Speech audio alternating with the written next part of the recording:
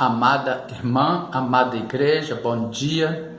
Nesta quarta-feira, dia 2 de maio de 2018, em o nome santo do Senhor Jesus Cristo, mais uma vez, o Espírito Santo de Deus nos manda trazer uma palavra de edificação e de exortação para o amado irmão, para a amada irmã, para a amada igreja. Mas, primeiramente, nós, como de hábito, como de costume, isso já se tornou um hábito, nós queremos pedir perdão a Deus por todos os nossos erros, por todas as nossas falhas, por todas as fraquezas e pecados por nós cometidos. Que o nosso Deus e Pai nos perdoe, estenda por sobre nós a luz do seu rosto, em nome do Senhor Jesus Cristo. E hoje, mais uma vez, nós queremos abraçar, cumprimentar e parabenizar nesta quarta-feira, neste dia 2 de maio de 2018, e em todo o decorrer desta semana, todos os aniversariantes que completam e comemoram mais uma data natalícia. Que grandes bênçãos de Deus se estendam sobre todas as vossas vidas, que sejam galardoados com saúde, paz e grande direção de Deus para todas as vossas longevidades terrenas, em o nome santo do Senhor Jesus Cristo. E hoje, amados, o Espírito Santo de Deus nos manda trazer uma palavra muito importante para a amada igreja. Hoje nós vamos falar sobre aquelas pessoas que se julgam perfeitas, elas se julgam acima de qualquer suspeita. Em Romanos capítulo 11, versículo 32 está escrito: porque Deus encerrou a todos, debaixo da desobediência, para com todos usar de misericórdia. Ou seja, e o que significa misericórdia? Misericórdia e compaixão suscitada, ou seja, causada, provocada pela miséria, pelo estado deplorável, pela dor alheia. Então, porque Deus encerrou, Deus colocou a todos debaixo da desobediência, para com todos usar de misericórdia. Deus foi misericordioso com todos nós, amados, com todo ser humano da face da terra, porque quando o ser humano já nasce trazendo consigo o pecado adâmico. A gente não precisa ensinar uma criança a fazer o que é errado, ela já nasce. Quando ela começa a engatinhar, quando ela começa a dar os primeiros passos, ela já começa a fazer as coisas erradas, as pessoas já têm que botar aquele pluguezinho nas tomadas para tampar as tomadas, senão ela enfia dedo, ela enfia garfo, ela enfia qualquer coisa ali dentro, ela bate no cachorro, bate no gato. Então, isso significa o pecado adâmico que já nasce. A criança nasce trazendo consigo o pecado adâmico, mas no momento que nós recebemos e confessamos o Senhor e Salvador Jesus Cristo, o Senhor Jesus Cristo como Senhor e Salvador das nossas vidas, Ele crava esta cédula adâmica na cruz do Calvário e nos livra deste pecado adâmico. Por isso que é importante apresentar a criança, não batizar, porque a criança não sabe o significado do batismo. A pessoa só deve ser batizada quando ela tiver consciente dos seus atos. Mas o que se faz? Se deve apresentar a criança para que Deus a guarde e a proteja em toda a sua fase de infantil, em toda a sua adolescência, até que ela tenha consciência de seus atos e venha receber e confessar o Senhor Jesus Cristo como Senhor e Salvador das nossas vidas. E hoje nós vamos ver uma passagem bíblica muito importante, escrita em Mateus capítulo 9, dos versículos 10 ao 13. E aconteceu que, estando ele em casa sentado à mesa, ou seja, o Senhor Jesus Cristo, chegaram muitos publicanos e pecadores e sentaram-se juntamente com Jesus e seus discípulos. E os fariseus, vendo isto, os fariseus eram os senhores da verdade, eles se julgavam perfeitos, só que eles pregavam para os outros fazerem, porque eles não praticavam o que eles pregavam, não. Mas eles se julgavam perfeitos, acima do bem e do mal. E os fariseus, vendo isso, disseram aos seus discípulos, aos discípulos de Jesus: por que come o vosso mestre com os publicanos e pecadores? Jesus, porém, ouvindo, disse-lhes: não necessitam de médicos os sãos, mas sim os doentes.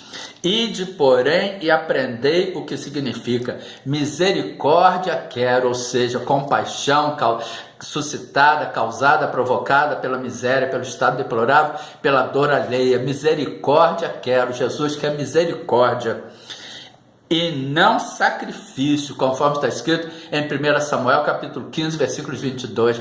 Porém Samuel disse: tem porventura o Senhor tanto prazer em holocaustos e sacrifícios, como em que se obedeça a palavra do Senhor? Eis que obedecer é melhor do que o sacrificar, e o atender melhor é do que a gordura de carneiros. Jesus está dizendo: misericórdia quero e não sacrifício, porque eu não vim a chamar os justos, mas os pecadores ao arrependimento. Irmãos, todos nós pecamos, todos nós fomos encerrados debaixo da desobediência. O nosso Deus, conforme ele nos diz em Romanos capítulo 11, versículo 32, que todos foram encerrados debaixo da desobediência, para com todos, para o nosso Deus usar com misericórdia para todos. E o Senhor Jesus Cristo, ele nos diz na sua palavra, amados, que aqueles que se julgam perfeitos não necessitam ser tratados. Por quê? Eles se julgam acima do bem e do mal, eles se julgam corretíssimos, eles se julgam perfeitíssimos, mas sim os doentes,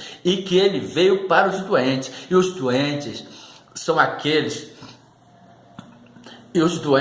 aqueles pecadores que no momento em que o buscam, que abrem a porta do seu coração e o convidam para entrar.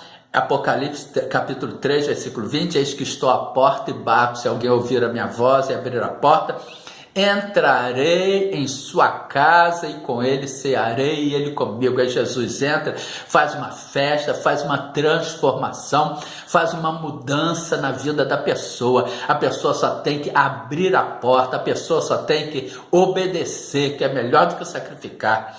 E aí ele entra e começa o tratamento, a transformação, a cura, por assim dizer. Para uns, ele, como médico dos médicos, cuida de um simples resfriado, ou seja, as pessoas existem. Deus olha, não julga o pecadinho, o pecadão. Deus não faz acepção de pecados, amados.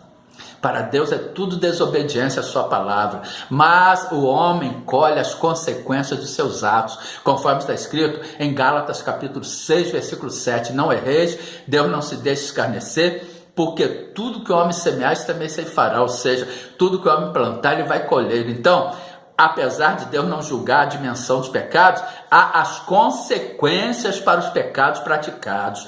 O homem vai colher aquilo que ele planta.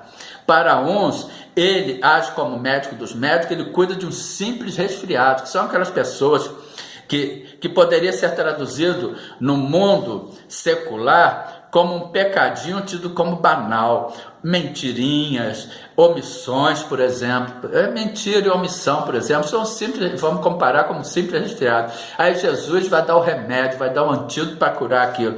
Em outros, ele cuida de algo mais grave, como traições, furtos, violências e por aí vai, amados. Aí ele vai dar o remédio para aquele tipo de doença. As pessoas colhendo as consequências dos atos que plantaram, dos erros que praticaram. E em outros, ele cuida de doenças gravíssimas, como terrorismos, sequestros, estupros, assassinatos, que são os pacientes que se encontram na UTI. Nós estamos fazendo uma comparação. Ele não diz que ele é como médico, que ele não veio para os sãos, mas para os doentes. Ele trata esse como se estivesse na UTI, com um grau altíssimo de risco de vida. Mas uma coisa, amados, é certa. Quando ele entra em ação com o seu remédio, que é a palavra de Deus, pois ele é a palavra de Deus, conforme está escrito em Apocalipse, capítulo 19, versículo 13, e estava vestido de uma veste salpicada de sangue, o nome pelo qual se chama é a palavra de Deus, e estava vestido de um manto de sangue, o nome pelo qual se chama é o verbo de Deus. Os pacientes fazendo a sua parte, é claro que a pessoa tem que querer, tem que fazer a sua parte, ele colocando seus corações o desejo de serem curados, a cura se manifesta, amados. de forma plena e irreversível. Vai depender da vontade da pessoa, da persistência da pessoa também. Para cada caso, um medicamento de acordo com o grau de enfermidade. Porém, todos manipulados no mesmo laboratório, que também é a palavra de Deus, amados. A palavra de Deus é o antídoto e a palavra de Deus é o laboratório onde são manipulados todos os medicamentos, onde são feitos todos os medicamentos. Cada medicamento vem com um sabor. Aí que entra as consequências dos atos. Cada medicamento vem com um sabor de pouco ou muito amargo, dependendo da gravidade da doença, dependendo da dimensão do pecado cometido. Ou seja, que pode ser entendido como as consequências para cada enfermo da gravidade da sua doença. Gálatas capítulo 6, versículo 7, como nós já vimos, não erreis, Deus não se deixe escarnecer, porque tudo que o homem semear, isso também se fará. Mas como nós já dissemos, amados, com a certeza de que a cura é certa, plena e irreversível, se assim o paciente o quiser. Portanto, que fica esta palavra de exortação para a amada igreja. Nós não devemos julgar ninguém, nós não devemos condenar ninguém, porque aquele ali era um assassino, aquele ali era um ladrão, e agora está com a Bíblia debaixo do braço. Sim, ele está salvo, porque Jesus diz, o nosso Deus diz em Hebreus capítulo 8, versículo 12, porque serei misericordioso para com as suas iniquidades e dos seus pecados, as suas prevaricações, não me lembrarei mais. Só que aquela pessoa que cometeu aquele ato, ela vai pagar na lei dos homens pelo ato praticado, ela vai responder criminalmente por tudo que ela cometeu. Ela vai ter a salvação, sim, porque o nosso Deus é o Deus de misericórdia, ele é o Deus de amor, conforme está escrito em 1 João capítulo 4, versículo 8, aquele que não ama não conhece a Deus, porque Deus é amor, e conforme está escrito em no Evangelho de João capítulo 3, versículo 16, porque Deus amou o mundo, e o mundo jaz do maligno, de tal maneira que deu seu Filho unigênito, para que todo aquele que nele crê não pereça, mas tenha vida eterna, ou seja, para que todo aquele que nele crê tenha oportunidade de salvação, tenha oportunidade de se converter, tenha oportunidade de abandonar sua vida errada e seguir o Senhor Jesus Cristo, respondendo e pagando pelas consequências de seus atos. Portanto, que fica esta palavra de exortação para a amada igreja, em nome de Jesus. Amém e glória a Deus.